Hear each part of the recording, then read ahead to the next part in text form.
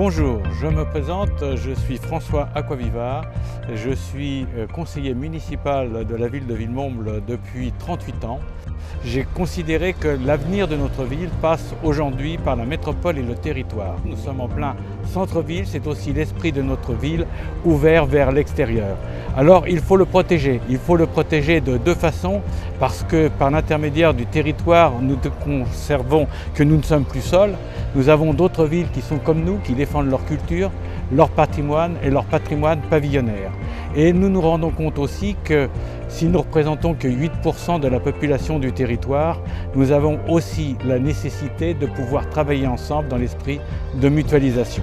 Donc cela passe par le PLUI, le plan local d'urbanisme intercommunal, mais cela passe aussi par des tas d'autres actions que nous sommes actuellement en train de mettre en place, tant au niveau de la métropole que du territoire, dont une essentielle qui s'appelle le PREP, le parcours de rénovation énergétique performante du tissu pavillonnaire, qui a pour but de rentrer dans la transition écologique et en même temps de préparer l'avenir en ce qui concerne cette qualité de vie qui est la nôtre. 2/3 de notre surface sont des pavillons, et notamment des jardins. C'est cette partie-là qu'il faut aussi sauvegarder.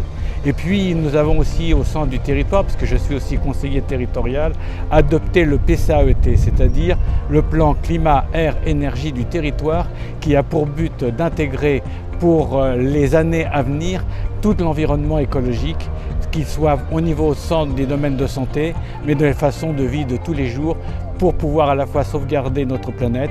Et Villemomble a un atout, celle de ses pavillons.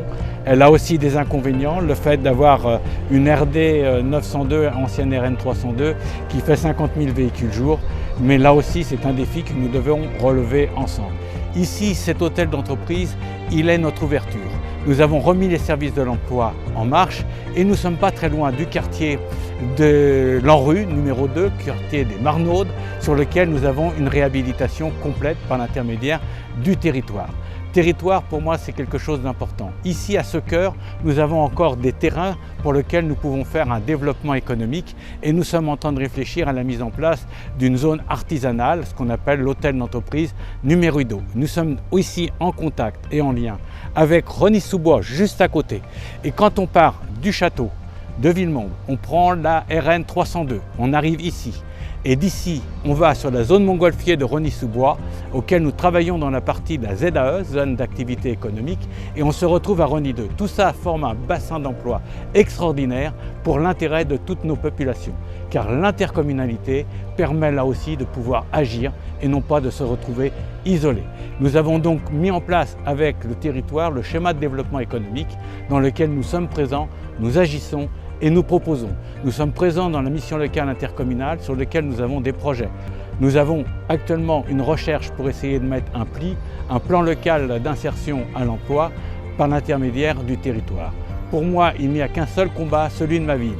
Celui de ma ville, elle passe par l'intercommunalité et par l'entente avec nos autres collègues qui ont eux-mêmes les mêmes préoccupations et les mêmes attentes de leur population.